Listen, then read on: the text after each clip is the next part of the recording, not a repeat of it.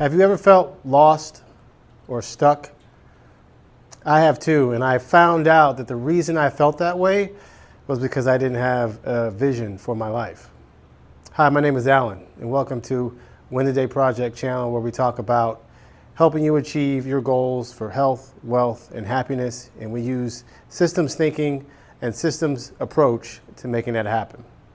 If you're new to this channel, go ahead and hit that subscribe button if you're interested in this type of content. And today, we're going to be talking about creating a vision. I hit my rock bottom when I was 35 years old. I had all the advantages in the world open to me, and I didn't take advantage of them. And somehow I found myself in a place where I didn't want to be. And as I went through my journey of learning and knowledge and reading and leaning into mentors, I discovered that the reason I ended up where I was at my rock bottom was because I didn't have a vision for my life. So I'm going to take all those years of learning, all the lessons learned the hard way, and put them into this video to show you how you can create a vision for your life. Let's be honest, if you'd asked me when I was in my 20s about whether or not I needed a vision for my life, I probably would have laughed at you or ignored you, most likely. I'll read you a quote from Oprah, which I think is fantastic. Create the highest, grandest vision possible for your life because you become what you believe. And I think that's so interesting because my personal experience has shown me that without a vision, you will end up in some place. And most likely, that place is a place you don't want to be. So creating a vision is really our only hope of achieving the things that we want to achieve in our life. I don't know how you accidentally end up in the place that you always wanted to go. Instead, I've learned through bad decisions and good decisions that if you really want to end up in the place that you want, you have to be purposeful, you have to be intentional, you have to have a plan, and the life that you want doesn't happen by accident. So I was 35 years old. I was divorced or going through a divorce. I was broke. I was overweight.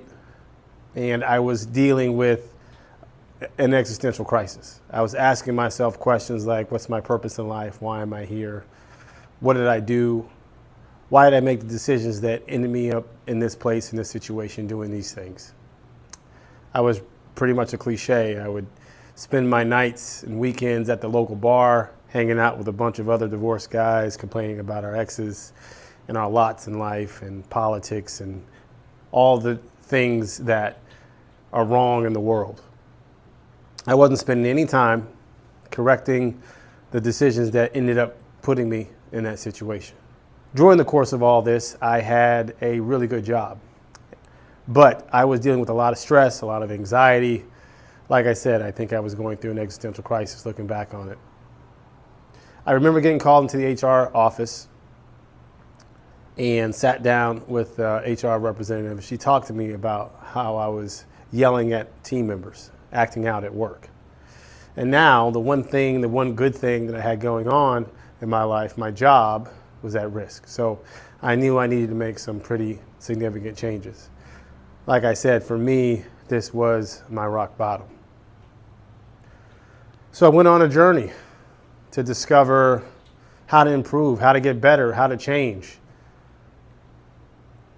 And that search for knowledge led me to a fantastic book, Stephen Covey's 7 Habits for Highly Effective People.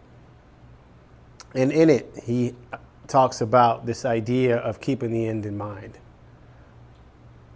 He asks us in chapter 2 to go through a funeral exercise where we imagine that we are visiting our own funeral. And then we imagine who are those people that are there, giving eulogies, saying kind words, talking about the life and the legacy that we left behind. Is there a wife there? Are there kids there? Are there coworkers there? Are there people that we have impacted there? What are they saying about us and the work that we did and the relationships that we built and the love that we left behind? And when I sat down and did that exercise, it really hit home for me. What I did was I took Stephen Covey's idea and kind of tweaked it a little bit and said, what can I get done in the next 10 years? And so I'm going to walk you through how I came up with a vision for my life and how I came up with a plan for the next 10 years and how it helped shape me into the man I am today, where I'm healthier, happier, and wealthier than I've ever been. So it worked. So let's go to the whiteboard. In order to build a vision, we need to understand a few key things. Number one, you are going to change over time. So whatever vision you set for yourself, whatever vision you set for your life, it's going to evolve. As you go on your journey, as you learn, as you grow, as you get married, like in my case, your vision is going to get updated. It's going to change. And I revisit the vision that we have for our life. We revisit it annually. It's part of our New Year's resolution, part of our goal setting process, is to check in on, hey, are the things that we really want to accomplish long term still the same, or have they changed? And that's natural, that's normal, that's going to happen. So with that being understood, that we're going to evolve over time, we need some foundational pieces before we get started. So I've done a ton of research and really listening to my mentors. I settled on 3 areas in which I was going to focus on for my vision of my life, and my wife and I focus on now for the vision of our life together. And that's health, wealth, and happiness. And they're pretty broad definitions I like to just consider when thinking about them. Health just means I want to live as long as I can with the highest quality of life as I can. Back when I hit rock bottom, I started looking at life expectancy. That's, I guess, some of the things that you do when you're in an existential crisis. Both of my parents had passed away in their early 50s. And after being diagnosed pre-diabetic, I started being concerned about, well, how long am I going to be around? And it turns out, when I looked it up, that as an African American in the United States, my life expectancy is about 72 years. And man, that just did not sit well with me, especially when I started thinking about my wealth prospects, that I was going to retire around the age of 65. And wealth, when we go back to our general definitions, just means the ability to pay for the costs associated with living that long, high quality of life. My wife and I want to travel. We want to see the world. We want to live in a nice house, drive a nice car. All those things cost money. I can't change that, but what I can change is how much wealth that I have in order to support the healthy life that I want to live for as long as I can. So wealth is another basic component that we have to consider when we think about our vision. Scott Galloway, author, he's big on YouTube. He talks about the idea that wealth really is, passive income is greater than your burn rate. And definitely that plays a part in it, but I took a little broader approach. Wealth is just the ability to pay for this long, healthy life that I want to live. And finally, happiness. Broad definition again, on purpose. The ability to do what I want, when I want. And this is closely tied to the wealth piece. I mentioned that the average retirement age in the U.S. is 65 years old. And when I was looking at that life expectancy number, 72 for myself, I also started looking at the retirement age, and it's 65. And if happiness really is the ability to do what I want, when I want, well, that also incorporates work. The type of work I do, the type of things that I get up and do every day, how much vacation I have. Do I want to be limited by an employer, or do I want to be self-employed? So these are the 3 foundational pieces that I started with that really helped me, and my wife and I are continuing this. Health, I want to live as long as I can with the highest quality of life as I can. How do I achieve that? Wealth, I need to be able to pay for this life and the lifestyle that I want. And happiness, the ability to do what I want, with whom I want, build the relationships that I want, and not be hampered by things like work that I have to do. I'd rather do work that I want to do. So, given those 3 foundational pieces, or those 3 definitions, I also used this timeline as a tool to help me sort of get my mind around the vision that I had for my life. So just as an example, I'll use me as an example. I started working when I was 16 years old as an usher at a movie theater. I went to college, and for me, college was really work. I got paid as a soldier when I was actually going to West Point. So I've been working essentially since I was 16. After I got out of West Point, I went straight into the Army, and off I was on my adult life and jobs. So like I said before, this was happening around the age of 35. That's when I hit rock bottom. At the time, retirement age was 65.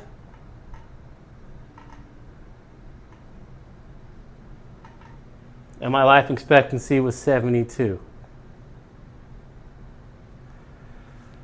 So using this tool, what that showed me was that I was going to work for about 50 years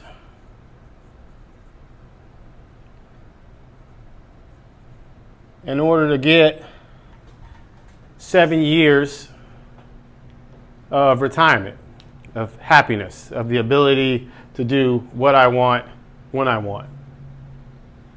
And that didn't sit well with me at all. That was not a good return on my investment.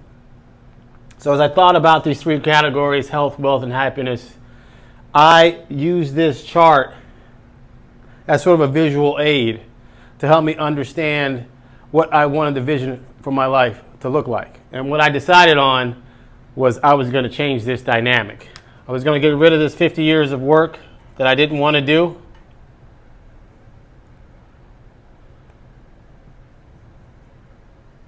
I was 35 at the time, and I decided I wanted to be self-employed and financially free by 45.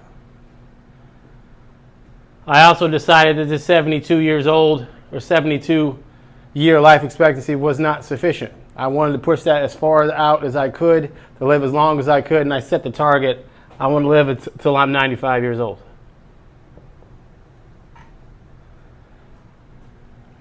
So what that meant was that everything that I did, the vision that I set for my life, I was going to be self-employed. I was going to push this retirement age to 45. And I was going to try and push this life expectancy as far out as I could, changing my ability to do what I want when I want, beyond just the 7 years between the ages of 65 and 72. I wanted to target 45 to 95 and change the 7 years to 40. And that's where my vision started. Just based on this simple chart, I decided I wanted to be self-employed.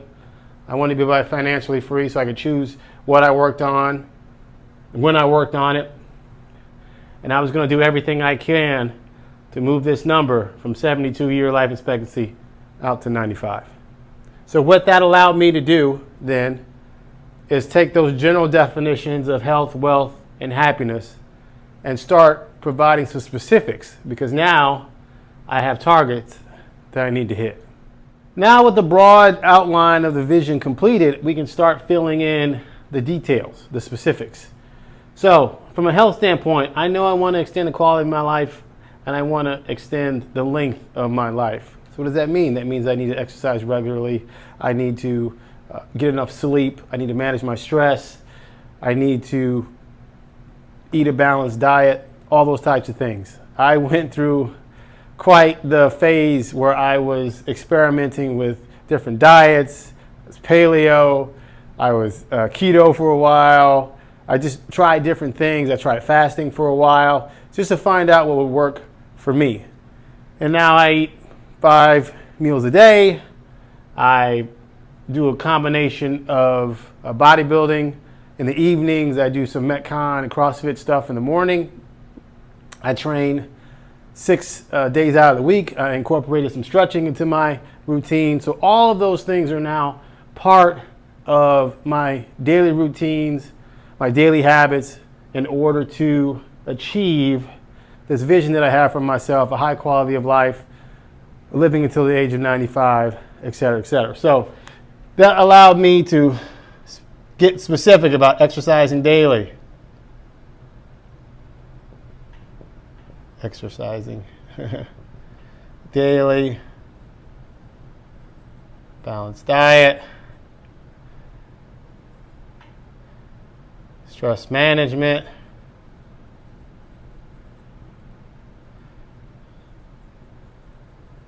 stretching, right?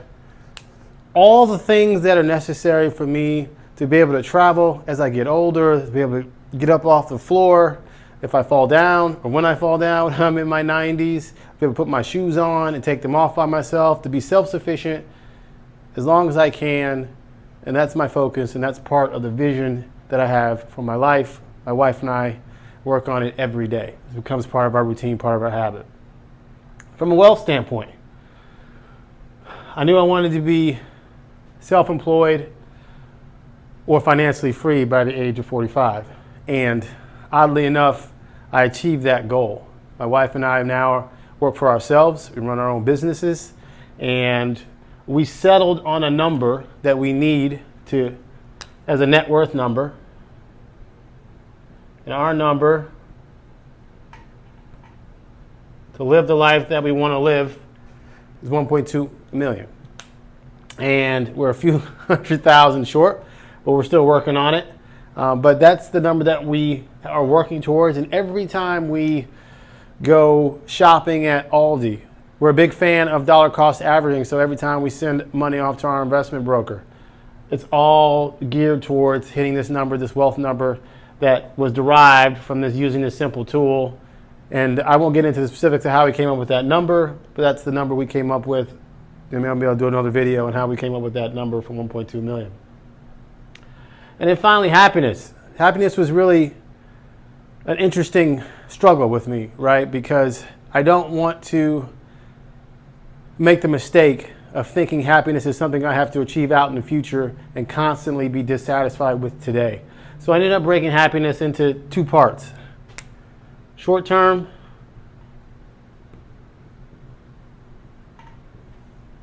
and long term.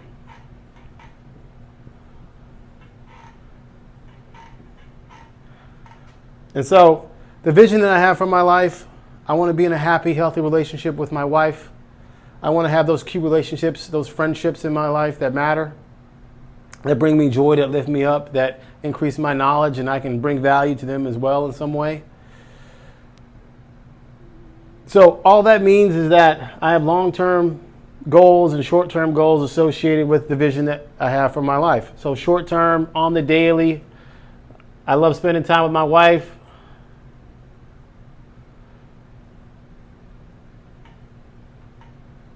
Whether it's exercising, which we do every day, or the occasional time we go out and catch a Broadway musical, which is one of her favorite things to do.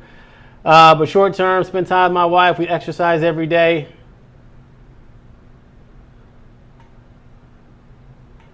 I read every day, or listen to an audible book.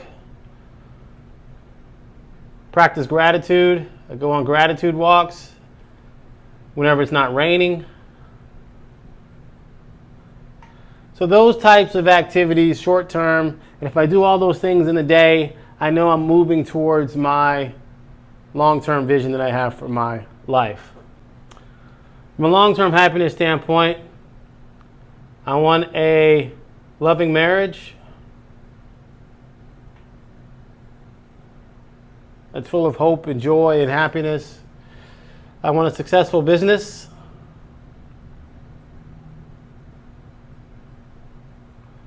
My wife and I run two right now, so we want successful businesses. Great friendships.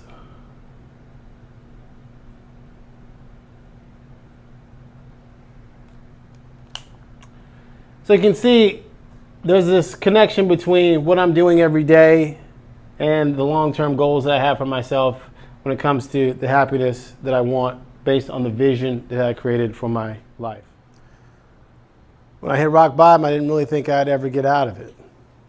I went on a search for knowledge. I reached out to mentors. I read a ton of books. I really leaned into Stephen Covey's 7 Habits of Highly Effective People as an example. And I built a vision for my life, and I started working towards it. Over the course of that time, it changed, it tweaked tactics. I met my now wife, and she added to this vision, and now we have a vision for our lives together. It's the thing that keeps me moving forward, even when motivation, self-discipline, all those little catchphrases, they're not there. We build routines and habits around the things that help us achieve our vision.